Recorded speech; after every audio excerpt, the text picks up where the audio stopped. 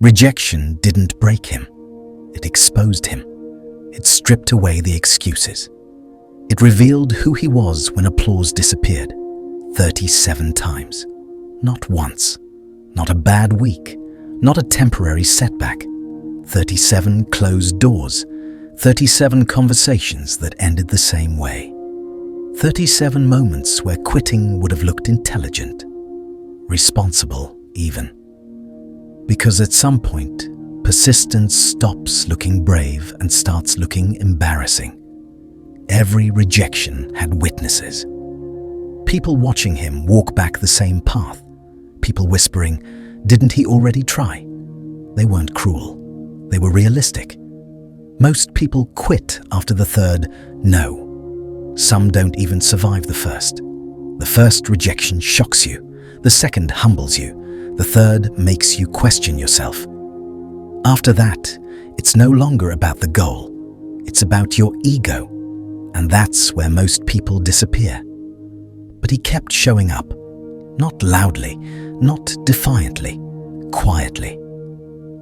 He stopped explaining himself, stopped asking for reassurance, stopped needing anyone to understand. Because discipline doesn't negotiate with embarrassment. It doesn't wait for confidence. It doesn't ask if the outcome is guaranteed. Discipline only asks one question. Did you show up today? And every time the answer was yes, something invisible was forming. Not success, not recognition, strength. The kind that doesn't announce itself. The kind that survives being overlooked. The kind that outlasts shame. By rejection number 10, motivation was gone. By rejection 20, hope was thin. By rejection 37, only discipline remained. And that was enough. Because the people who win in the end are rarely the most talented, rarely the most confident, and almost never the most comfortable. They're the ones who kept showing up when continuing felt foolish. And that's the story you're about to hear. The first few rejections hurt. They sting because they're unexpected. You still believe effort should be rewarded. You still assume trying earns respect. Then come the middle ones. Those don't just hurt. They humiliate. By then, the rejection feels repetitive, predictable, public. People begin to recognize your face. They remember your name.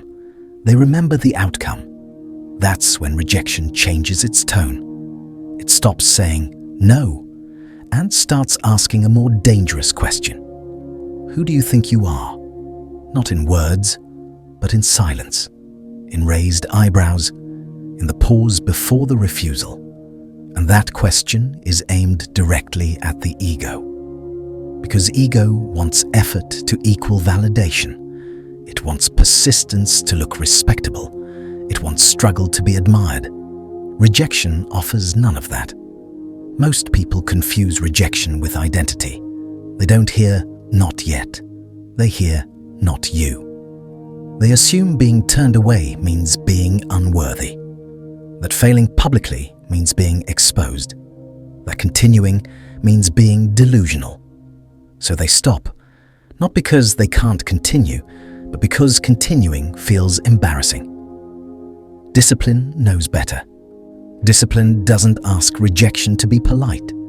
It doesn't need encouragement. It doesn't require approval. Discipline understands something most people never learn. Rejection is feedback, not a verdict. It doesn't define you. It informs you. It shows you where resistance lives. It highlights what must be sharpened. It reveals gaps that comfort would have kept hidden. Discipline doesn't personalize resistance. It studies it. He wasn't being rejected because he was incapable. He was being rejected because growth demands friction. And friction always feels personal until you outgrow it. That's the moment discipline takes over. When ego stops speaking. When emotion stops voting. When showing up becomes non-negotiable. Because the goal was never comfort. The goal was capacity, and rejection was building it, one refusal at a time. By the 10th rejection, people stopped encouraging him. At first, they tried to be supportive. They said things like, "Keep going," and "Your time will come." But encouragement has a short lifespan. By the 20th rejection, they stopped asking. Not because they didn't care, but because asking became uncomfortable. They already knew the answer, and by the 30th, they didn't need to ask at all. They expected him to quit. Consistency without validation looks foolish. Showing up again when everyone knows the outcome feels like volunteering for embarrassment. It makes you look stubborn, delusional, out of touch with reality. People don't respect consistency at this stage. They tolerate it. They watch it with curiosity, sometimes with pity. Because consistency before results doesn't look like strength. It looks like a mistake. But discipline isn't interested in appearances. Discipline doesn't perform for approval. It doesn't adjust to opinions. It doesn't require witnesses. Discipline repeats, quietly, relentlessly, without needing permission. Every time he showed up, something changed. Not dramatically, not visibly, something small. His delivery became sharper. His preparation became tighter. His awareness became deeper. He learned what to say, what not to say, where he hesitated, where he rushed. From the outside, it looked identical. Same effort, same result. But internally, it was never the same attempt twice. That's how consistency compounds, not through breakthroughs, but through refinements. Small corrections stacked over time create separation that looks sudden from a distance. One day, people call it luck. They say it finally worked. They never saw the repetition. They never counted the returns. Because consistency doesn't announce itself. It builds quietly until it can no longer be ignored. Shame is rejection's strongest weapon. It doesn't shout, it whispers. It waits until the room is quiet, then says, "People are watching. You're making a fool of yourself. You should stop before this gets worse." Shame doesn't attack your ability. It attacks your dignity. It turns effort into exposure, progress into something you're supposed to apologize for. That's why rejection hurts more in public than in private. Because the pain isn't failure. It's being seen while failing. Motivation collapses under that weight.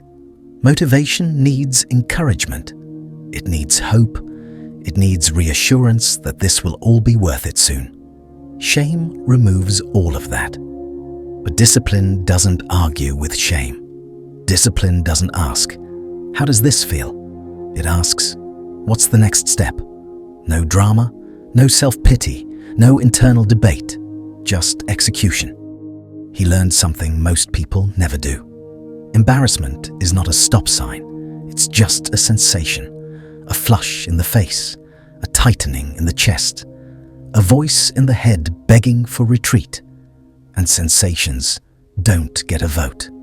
He stopped negotiating with discomfort, stopped explaining himself to imaginary critics, stopped rehearsing exits for situations he hadn't even failed yet.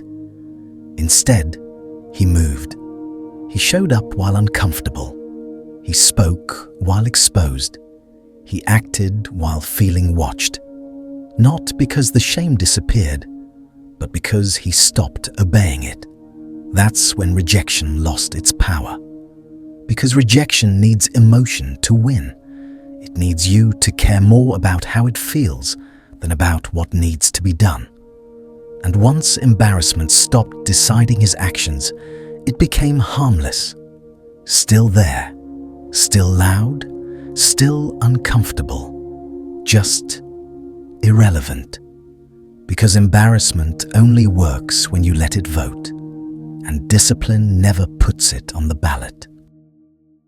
What rejection gave him wasn't access, it was armor. At first, every no felt like resistance, like the world pushing back, like something was being taken from him. But over time, he realized something dangerous. Nothing was being taken, something was being added. Each refusal trained his patience, not the kind that waits passively, the kind that stays steady under pressure. Each delay forced him to rely less on reassurance and more on self-command. He stopped asking, "Is this worth it?" and started asking, "Is this required?" That shift changed everything. Rejection stripped away the need for applause. There were no cheers, no validation, no external fuel left. So he built his own. He learned how to show up when nothing happened, how to continue when progress stayed invisible, how to work without feedback. That's a level most people never reach. Because most effort is conditional. People try if results come quickly. They commit if someone notices. They stay consistent if it feels rewarding. But discipline evolves when effort becomes independent of outcome. When action is no longer negotiated based on mood, response, or recognition. By the 20th rejection, he no longer needed encouragement. By the 30th, he no longer needed hope. And by the 37th, he wasn't chasing acceptance at all. He had already won something far more valuable: self-trust. The kind that doesn't shake when doors close. The kind that doesn't weaken under silence. The kind that keeps moving even when nothing confirms you're on the right path. Rejection stopped being an obstacle and became resistance training. And strength built in private always shows in public. By the time opportunity finally appeared, he didn't feel relieved. He felt ready, because discipline had already done its work. And at that point, he wasn't persistent anymore. He was unstoppable. Then it happened. Not with fireworks, not with applause, not with a crowd watching. It happened quietly. One door opened, not because the world finally believed in him, but because he was still standing when everyone else walked away. This is the part no one posts about. The waiting, the silence, the seasons where nothing moves, no matter how hard you push. Discipline doesn't scream for results. It doesn't demand attention. It doesn't beg the universe for validation. Discipline waits. It waits while others get tired. It waits while motivation fades. It waits while doubt gets louder and excuses get more convincing. Most people quit because they mistake stillness for failure. But discipline understands something different. Stillness is not the end. It's alignment. While others disappear, discipline stays. Training in the dark, repeating the boring reps, showing up when there's no reward attached. Rejection came, and he stayed. Embarrassment showed up, and he stayed. Failure knocked repeatedly, and he stayed. Not because it felt good, not because it was easy, but because quitting was never part of the agreement. Discipline doesn't rush success. It sharpens you for it. So when the moment finally arrives, when preparation meets opportunity, it looks like luck to everyone else. But it isn't luck. It's proof. Proof that discipline outlasts doubt. Proof that consistency beats intensity. Proof that staying is a superpower. Because in the end, success doesn't belong to the loudest, or the most talented, or the most confident. It belongs to the one who refused to leave the room. Discipline didn't quit, it waited. And when the moment came, he was ready. Most people don't quit because they failed. They quit because failure embarrassed them. One rejection, one ignored message, One moment where they looked foolish for believing. And that's all it takes for most people to disappear. But a few, a very small few, experience rejection differently. For them, rejection isn't a stop sign, it's pressure. And pressure doesn't break them, it forges them. This channel was not built for comfort seekers. It was built for the ones who stay when staying costs their pride. The ones who keep showing up after being laughed at, after being overlooked, after being told, directly or indirectly, that they should stop trying. If this story reminded you that discipline matters more than motivation, that consistency outlasts inspiration, then like this video. Not for the algorithm, for the commitment. Let it mark the moment you chose repetition over applause. If you're building something quietly, with no audience, no validation, no guarantee it will work, subscribe to Successful Steel. This isn't content for entertainment. It's conditioning. Every week, we sharpen discipline. We harden mindset. We remind you who you are when nobody is watching. If you've ever felt embarrassed for starting again, for training alone, for believing longer than others thought was reasonable, comment. Not to explain yourself, but to stand with those who refuse to disappear. And if someone you know is on the edge of quitting, not because they can't continue, but because continuing is uncomfortable, share this with them. Because discipline does not survive comfort. It survives isolation. It survives embarrassment. It survives silence. And those who endure it long enough don't just succeed. They separate themselves. They move differently, think differently, operate on a level most people never reach. Because most people never stay. I highly recommend that you read some of the books on our description box, or listen to the audiobooks before you start your day, even while you're working, and before you go to bed.